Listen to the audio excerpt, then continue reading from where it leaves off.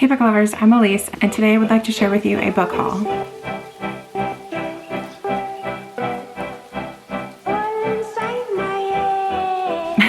I feel like I wear this sweatshirt in a lot of videos. Sleep When I'm Dead book club merch hosted by Jessie over at Reading with Jess, so you should check it out if you haven't done so already. I love this sweatshirt. This sweatshirt and my Literally Dead book club sweatshirt, which I actually don't know where it is since the move. I haven't seen it. That's a problem. Anyways, I have a stack here of 19 books that I've acquired since December. So I have them sorted here by how much I like their cover from worst to best. I'm going to start with my least favorite cover, and of course as we go on, I love the cover more and more. Alright, let's get started. The first book is Krampus by Brenn. I got this to read for the Christmas season, and I never did. But this, of course, is a horror about Krampus. One Christmas Eve in the small hollow in Boone County, West Virginia, struggling songwriter Jesse Walker witnesses a strange spectacle. 7 devilish figures chasing a man in a red suit toward a sleigh and 8 reindeer. When the reindeer leap skyward, taking the sleigh, devilmen and Santa into the clouds, screams follow. Moments later, a large sack plummets back to Earth, a magical sack that thrusts the down-on-his-luck singer into the clutches of the terrifying Yule Lord Krampus. But the lines between good and evil become slurred as Jesse's new master reveals many dark secrets about the cherry-cheeked Santa Claus, including how half a millennium ago the jolly old saint imprisoned Krampus and usurped his magic. So it sounds really good, but I hate this cover. Like, that's just, ugh. It's also a shiny book, so it's just really creepy. I don't like it. Next is a book that I actually received for Christmas from my boyfriend's parents, and that is Tom Lake by Ann Patchett. Oh, this one's also shiny. I don't think I like shiny book covers at all. I haven't read Ann Patchett ever. Maybe. What else has she written? If she wrote Bel Canto, then I've at least read one by her. Yep, she wrote Bel Canto, which I read back in like 6th grade, I want to say. But this is a new release book. In the spring of 2020, Laura's 3 daughters returned to the family's orchard in northern Michigan.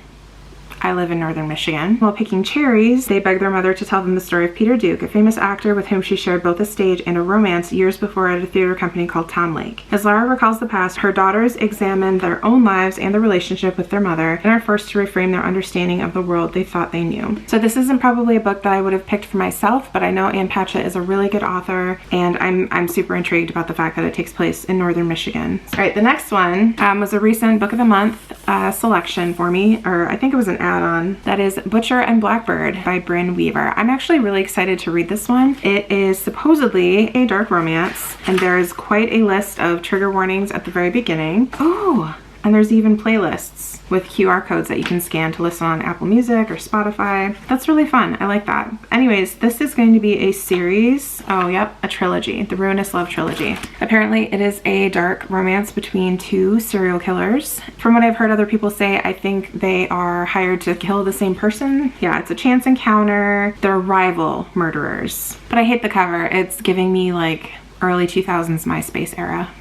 Next is another book that I am actually really excited about because it is by the same publisher that did my top 2 favorite books of 2023, which were Fourth Wing and Assistant to the Villain, and that publishing company is Red Tower Books. So the book is Sanctuary of the Shadow by Aurora Asher. I think this is probably going to be another series. Yeah, the Elemental Emergence series. To be honest, I don't know much about it. I think there's a circus. It's sprayed edges, and all of my Red Tower books that I have acquired so far and loved had sprayed edges, so I felt like I had to get this. Enter at your own risk and discover the greatest show unearthed in this explosive, darkly imaginative debut fantasy. For humans, a circus is a place filled with wonder and amazement. For Harrow, though, it's a place to hide from those who slaughtered her entire clan. Disguising her abilities as part of her act has kept her true identity safe for years, until he arrives. A strange new attraction with no name, no memory of who or even what he is, let alone an explanation of his odd yet deadly powers. But beneath the layers of anger and isolation, one glimpse into his inky eyes reveals a soul that calls out to the loneliness in her own, and so she chooses him. Sounds like a romantasy. I'm excited. I trust Red Tower Books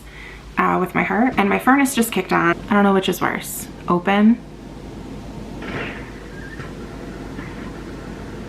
I think probably closed is worse. The next book, The Witch and the Tsar by Olesya Salnikova-Gilmore, and I'm assuming it is a fantasy based in Russian folklore. In this stunning debut novel, the maligned and immortal witch of legend known as Baba Yaga will risk all to save her country and her people from Tsar Ivan the Terrible and the dangerous gods who seek to drive the twisted hearts of men. So as a half-goddess possessing magic, Baba Yaga is used to living on her own, her prior entanglements with mortals having led to heartbreak. She mostly keeps to her hut in the woods, where those in need of healing seek her out, even as they spread rumors about her supposed cruelty and wicked spells. But when her old friend Anastasia, now the wife of the Tsar and suffering from a mysterious illness, arrives in her forest desperate for her protection, Baba Yaga realizes the fate of Russia is tied to Anastasia's. Yaga must step out of the shadows to protect the land she loves. I have such an attraction to Russia and Russian stories and Russian folklore. I always have. I don't know why. I'm very intrigued to read this. We're kind of in the middle of the covers. They're not amazing, but they're not bad or anything. The next book is also a very wintry read, and that is The Frozen River by Ariel Lawin.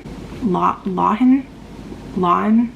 I don't actually know how to pronounce her name. I should probably look that up. How to pronounce Ariel Lawin.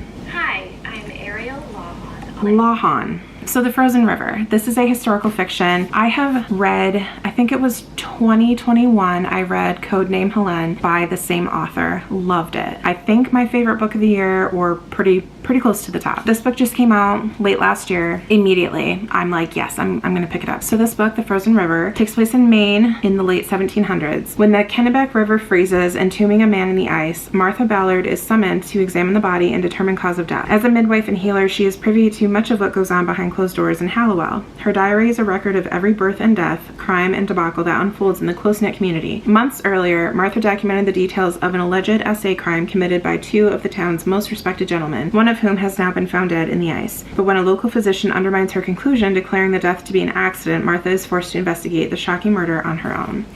So your typical story of men mansplaining and undermining women, and women being forced to show them what's what. I haven't read historical fiction in quite some time. From what I remember in Codename Helene, Ariel Lawin is an amazing writer and storyteller. The next book is The Bandit Queens by Parini Shroff. I've had this book on my TBR for quite some time. It kind of sounds a little bit like the premise of Finlay Donovan, but I think more along the lines of what some people wanted Finlay Donovan to be. 5 years ago, Gita lost her no-good husband, as in she actually lost him. He walked out on her and she has no idea where he is. But in her remote village in India, rumor has it that Gita killed him, and it's a rumor that won't die. As it happens, being known as a self-made widow comes with some perks. No one messes with Gita, harasses her, or tries to control or marry her. It's even been good for business. No one dares to not buy her jewelry. Freedom must look good on Gita because now other women are asking for her expertise, turning her into an unwitting consultant for husband disposal. It kind of sounds like a fun time and a little bit of a, you know, good for her kind of story. As far as the cover, I love all the bright colors with the black backdrop. It just really makes them pop. And the Indian inspired makeup and jewelry, it makes for a beautiful cover. The next book is Symphony of Secrets by Brendan Slocum. This is by the same author as The Violin Conspiracy, which I also haven't read yet. I bought that one solely because the cover is like a violin. I was in orchestra growing up. I played the viola. However, my favorite instrument is a cello. So anything having to do with orchestral music, orchestral instruments, specifically stringed instruments, I'm probably going to love. I don't think this book is related to The Violin Conspiracy. Rich and suspenseful, absorbing amid the heart-racing plot, Symphony of Secrets is ultimately an affirmation. Professor Baron Hendricks has just received the call of a lifetime to authenticate the long-lost masterpiece by Frederick Delaney, arguably the greatest composer since Beethoven. Back in 1920s Manhattan, struggling musician Freddie Delaney meets Josephine Reed. Josephine is living on the streets, sneaking into jazz clubs, the jazz era, oh my goodness, and writing every genre of music. It's clear she's a natural, and Freddie convinces her to work with him. In the present, Byrne teams up with tech-savvy Ebony Washington, and the two begin to uncover clues indicating Delaney may have had help composing his most successful work. Caught in the crosshairs of a powerful organization determined to keep its secret hidden, Byrne and Ebony will move heaven and earth in their dogged quest to discover the truth about Josephine's legacy and right history's wrongs. And then this cover, I don't see any instruments. I'm seeing like the tail of a treble clef, but I honestly, it's pretty, what's the word I'm thinking of? abstract. It's pretty abstract. I can't really make out what it is, but it's intriguing. The next book is Where You End by Abbott Kaler. This book I got from the Aardvark Book Club, and it was actually one of the books featured on my quarter 1 most anticipated releases video. So this book is a thriller. This 22-year-old girl, Kat, she wakes up from a coma and sees her twin sister, Jude. But Kat remembers nothing except Jude's face and name, so she doesn't have memories of anything else. So she's trying to relearn her history, her identity, and she trusts that Jade is going to provide her with all of this information. I mean, she's your twin sister. Why wouldn't you trust her, right? But unfortunately, Jude has been lying to her about everything. Growing up in an isolated community, the girls studied poetry and literature, but also played dangerous games of cunning and savagery, games with dark lessons that followed them into adulthood. Now, with Kat's mind a blank slate, Jude invents an idyllic childhood in the hope of erasing the darkness, their history, and all the threats it still holds. That kind of sounds like a good thing, though. Like maybe she's trying to protect her and it's not for some nefarious reason. As Kat pulls at the threads of Jude's elaborate tapestry, those threats draw closer. When the past and present finally converge, the twins must risk everything to save their unique bond and ultimately each other's lives. The next book is Trust of the Emerald Sea by Brandon Sanderson. This book was sent to me for Christmas by my friend Keisha, and I do like this cover, specifically the gold, but even more so,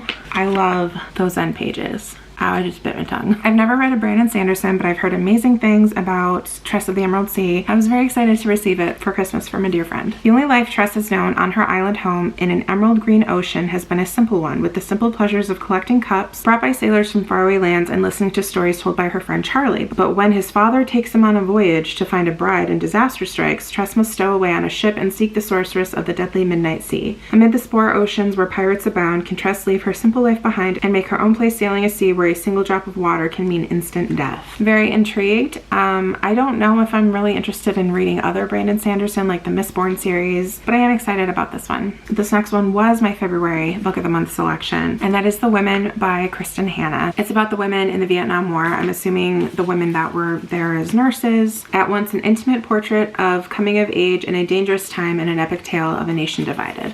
So I know that this is going to tug at my heartstrings. I know it's going to be really well written. I'm definitely more intrigued to read this story than I was The Four Winds. I had a feeling I wasn't going to like The Four Winds, and I was correct. This one, I'm sure it'll be at least a 4-star. But as far as the cover goes, I kind of like it. It looks very textured.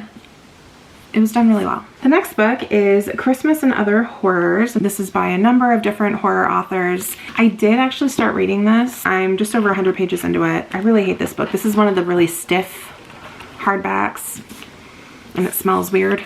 It's just not like a good quality hardcover. But I really like the cover. I like this deer type creature, and there's blood, and I'm assuming that's Krampus, and like all the, I don't know. It's just a cool cover.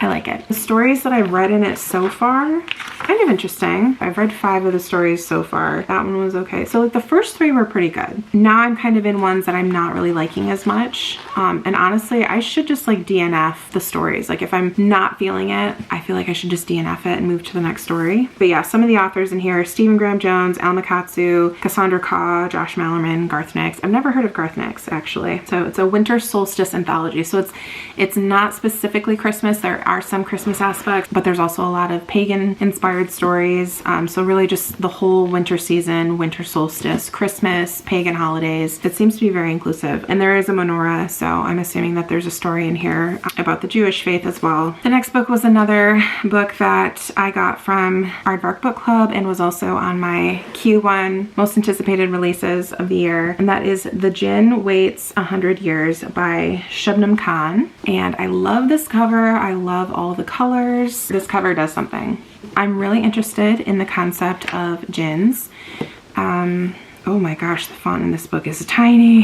Holy cow. Chapter 4 starts on page 106.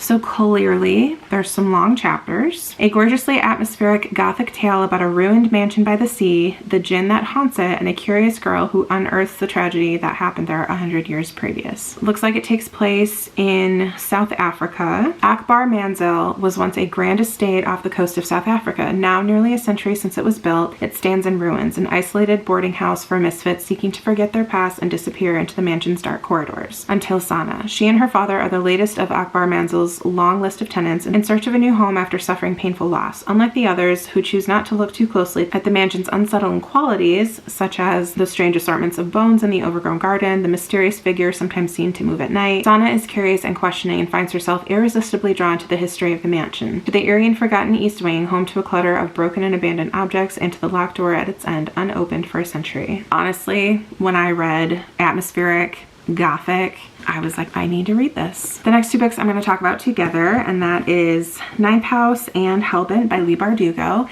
These are the Barnes & Noble exclusive paperback covers, sprayed edges. I love these covers. Just the red and the white just really makes them pop. In the wake of a horrific crime, Alex is offered a second chance to attend one of the world's most prestigious universities on a full ride. But what's the catch? So, still searching for answers, Alex arrives in New Haven tasked by her mysterious benefactors with monitoring the activities of Yale's secret societies.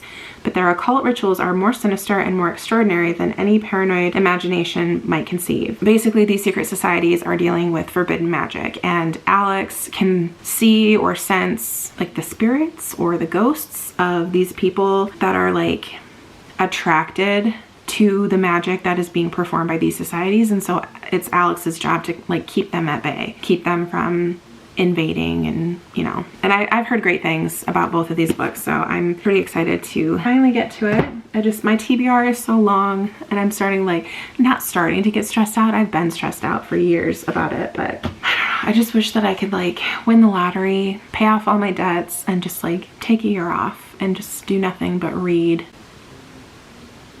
It would be great. 4 more books. The next one, this book I just happened to see at one of my local bookstores here in town. The cover was gorgeous, so I picked it up and it sounds really interesting. And that book is Dazzling by Chikodelia Melamadu.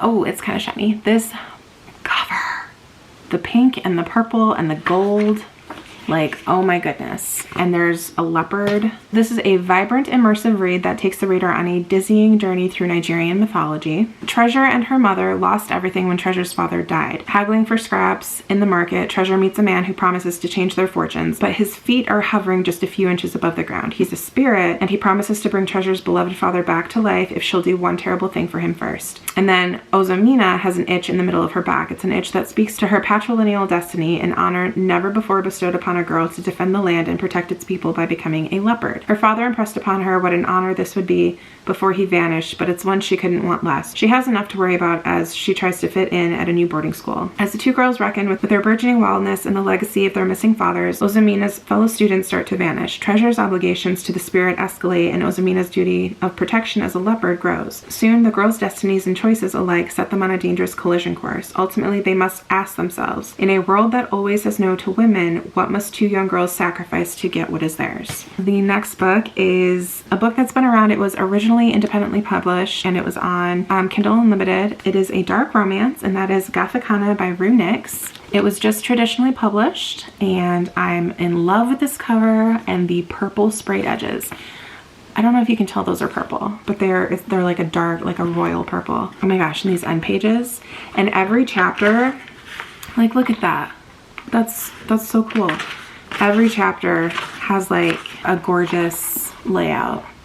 An unusual girl, an enigmatic man, an ancient castle, what could go wrong? An outcast her entire life, Corvina Clem is left adrift after losing her mother. When she receives the admission letter from the mysterious University of Varanmore, she accepts it as a sign from the universe. The last thing she expects, though, is an old, secluded castle on top of a mountain riddled with secrets, deceit, and death. Vad Deverell is an enigma and enjoys being a closed book, but knows exactly everything that happens in the university. As a part-time professor working on his thesis, Vad has been around, I keep wanting to say Vlad. That's going to take some getting used to. Vad has been around long enough to know the dangers the castle possesses, and he knows the moment his path crosses with Corvina that she's dangerous to everything that he is. They shouldn't have caught each other's eye, they cannot be, but a chill-inducing century-old mystery forces them to collide. Sounds a little bit like forbidden love, especially if he's a professor at the university that she attends. Sprayed edges get me every time. The next book is a chunker, and that is House of Flame and Shadow by Sarah J. Maas.